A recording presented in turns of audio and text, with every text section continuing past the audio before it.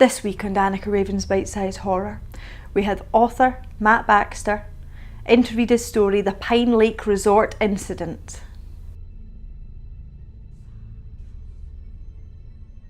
In a place called Pine Lake Resort by Diamond Resorts is where a story begins. A British family from Manchester were staying in a small cabin spot near the Log Cabins Resorts for 2 weeks vacation to celebrate their anniversary. Their boy, who was 14 years old, had been spending the first week of their vacation either reading a book or playing a video game on his Game Boy at night, as well as playing with some kids within the camp. But there was one night that would actually change. It was on a Saturday evening as the boy named Brian Crichton was sitting inside his tent. His parents were enjoying a small gathering in one of the resort's big cabins. At around 11 p.m., Brian was getting ready to sleep in his sleeping bag when he heard something outside his and his parents' tent.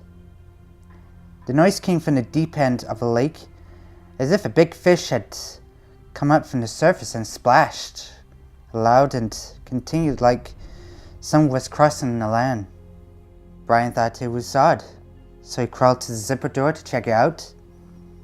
He slowly unzipped the door and stuck his head out of the tent.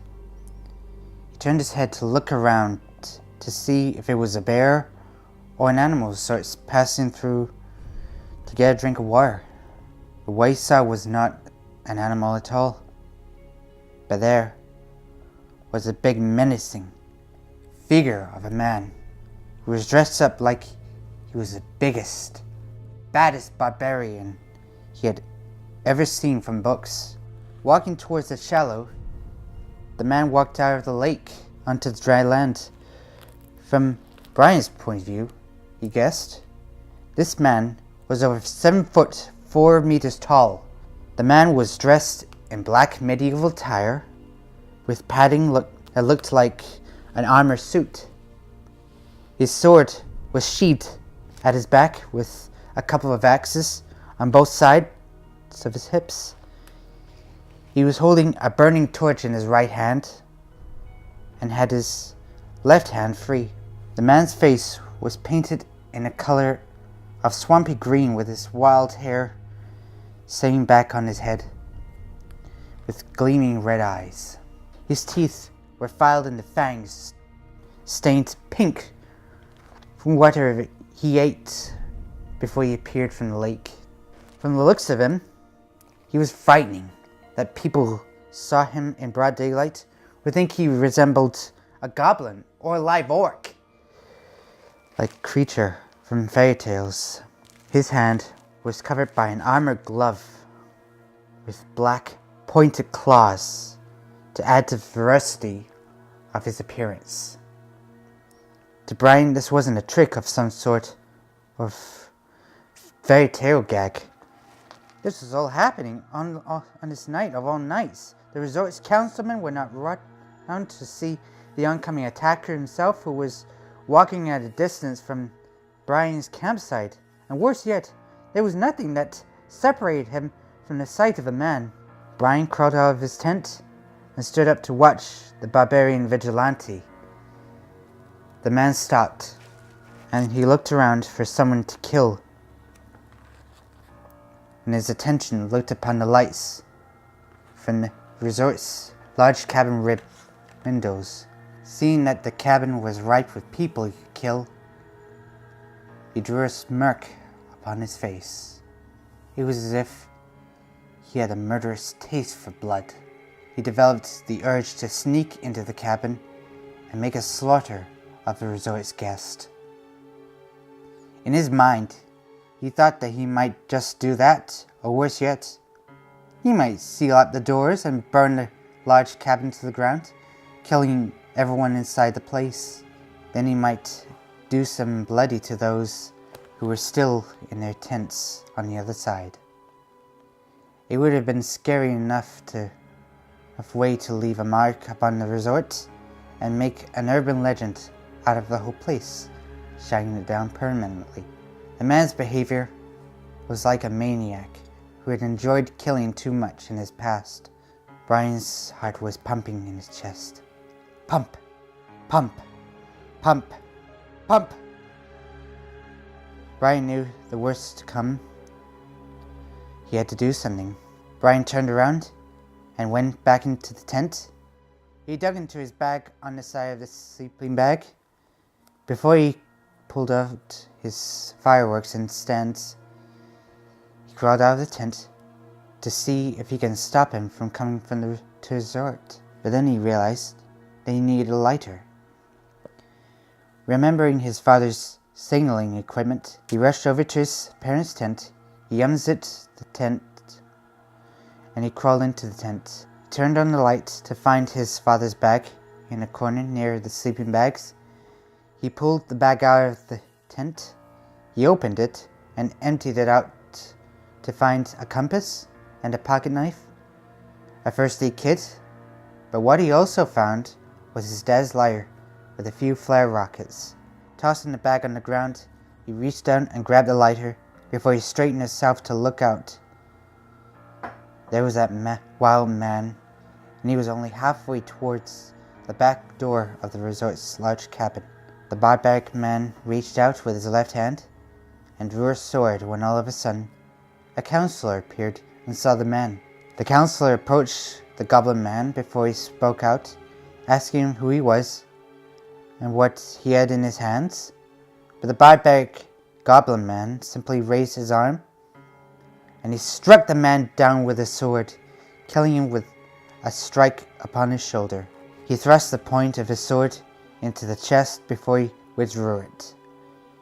Without any choice, Brian planted the fireworks at a short distance from the tents before he lit up each one of them and stood away from them. After a few seconds, the fireworks shot right into the air and blew up, making large bangs that alerted the people inside the resort to the noise outside. But more it attracted the barbaric goblin man to the boy who set off the fireworks. Realizing that he's being exposed by a young boy, the barbaric man drew his lips to reveal his teeth and let out an angry growl. The man turned to face the boy and he started walking towards him with a murderous rage upon him. Brian staggered away in fear of the man coming towards when a 13-year-old girl and a few of her friends saw the man coming towards Brian. They each ran back to get help. When his feet had suddenly knocked one of the flares on the ground past, Brian looked down to see the flares on the ground next to the rest of his father's stuff. Seeing a few flare rockets near his feet, he knew then it was either the barbaric man or his own life. So Brian picked up a flare rocket, he pulled the pin to the flare rocket, and he aimed it on the approaching goblin man.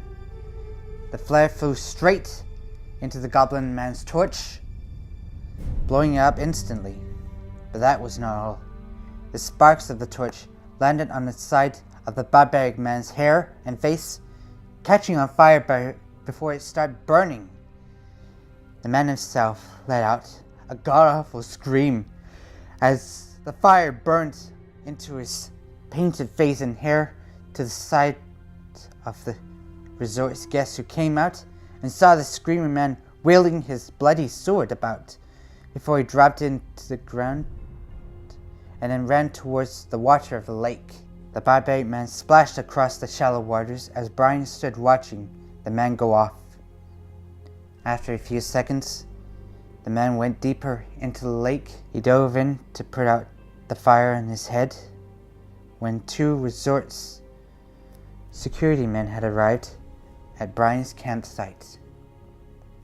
They saw the man disappear into the water from their car before they stepped out from the doors, and with their torches and service pistols out, the two men came to the lake edge and shone their torches out, looking for the trespassers, but found that he was gone, never to be seen again. Soon after that, Brian's parents arrived and called out to him. Brian turned around to see them before he ran out towards them and met their embrace. Brian's father embraced him whilst he looked out for the psycho who had attempted to kill his son for setting off those fireworks to warn the resort of the would-be killer's presence. The next day, the police had arrived and investigated the crime scene itself. Collecting the sword from the campsite for examination, Brian was later hailed as a hero to the resort, whilst his parents packed their things, and his things as well, so they could leave the resort to go to a nearby hotel since the resort's area wasn't safe. Brian and some of the witnesses know the whole story of a scar-faced goblin man who was roaming about in the far area or nearby the lakes. The scar-faced wild goblin man of Pine Lake Resort, Warrenton, Canforth. Weeks had passed on since the local police had patrols engaged in the hunt for the goblin man. Sadly, they gave up the search after a while and found no evidence of blood or anything that might tell him who the man was. But Brian himself and his family couldn't get over what happened that night, and they each knew that it would haunt each of them for the rest of their lives. Knowing that the goblin man was still out there, crazy and bloodthirsty for vengeance on Brian for burning the side of his face with a flare. If you enjoyed that story, check back next week for an interview with the author.